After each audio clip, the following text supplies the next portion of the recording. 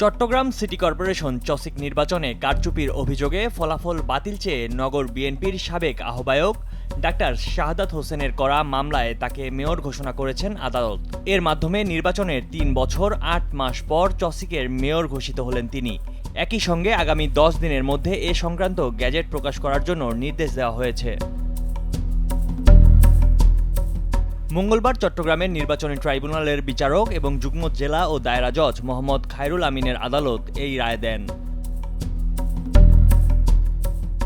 বাদীপক্ষের আইনজীবী অ্যাডভোকেট আরশাদ হোসেন সাংবাদিকদের জানান, ২০২১ সালের ২৪ ফেব্রুয়ারি চসিক নির্বাচনে কারচুপির অভিযোগে ফলাফল বাতিল চেয়ে মেয়র ডাক্তার শাহাদাত হোসেন মামলা করেন। ওই মামলায় আগের ফলাফল বাতিল ঘোষণা করে বিএনপির মেয়র প্রার্থী শাহাদাত হোসেনকে মেয়র ঘোষণা করে রায় দিয়েছেন আদালত। ২০২১ সালের ২৭ জানুয়ারি চসিক নির্বাচনে ভোট গ্রহণ অনুষ্ঠিত হয়। নির্বাচনে মেয়র পদে আওয়ামী লীগ মনোনীত প্রার্থী রেজাউল করিম চৌধুরীকে বিজয়ী ঘোষণা করা হয়। নির্বাচনের পর থেকেই কারচুপির অভিযোগ করে আসছিলেন ডাক্তার শাহাদাত হোসেন ও তার দল বিএনপি।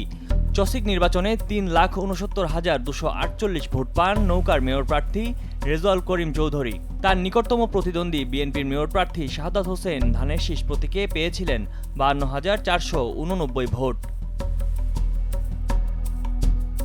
এরপর ২০২১ সালের ২৪ ফেব্রুয়ারি চসিক নির্বাচনে কারচুপির অভিযোগ এনে ফল বাতিল চেয়ে মেয়র প্রার্থী ডাক্তার শাহাদাত হোসেন নির্বাচন কমিশনার সহ মামলায় ৯ জনকে আসামি করা হয়। তারা হলেন চসিক মেয়র এম রেজাউল করিম চৌধুরী, আঞ্চলিক নির্বাচন কর্মকর্তা মোহাম্মদ হাসানুজ্জামান, নির্বাচন কমিশনার সচিব ও প্রধান নির্বাচন কমিশনার।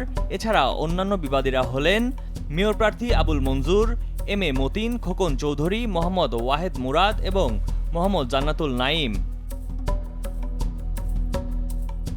মামলার এজাহারে অভিযোগ করা হয়, মেয়র প্রার্থী ডাক্তার শাহাদাত হোসেন চসিক নির্বাচনের ভোটের হিসাব পাননি। কোনো কেন্দ্র থেকে ইভিএম এ ভোট গ্রহণের প্রিন্ট কপিও দেওয়া হয়নি। নির্বাচনে তাকে জোর করে হারিয়ে দেওয়া হয়। ভোটের দিন দুপুর পর্যন্ত ৪ থেকে ৬% ভোট পড়ে, কিন্তু ভোটের হিসাবে দেখানো হয় ভোট পড়েছে ২২%।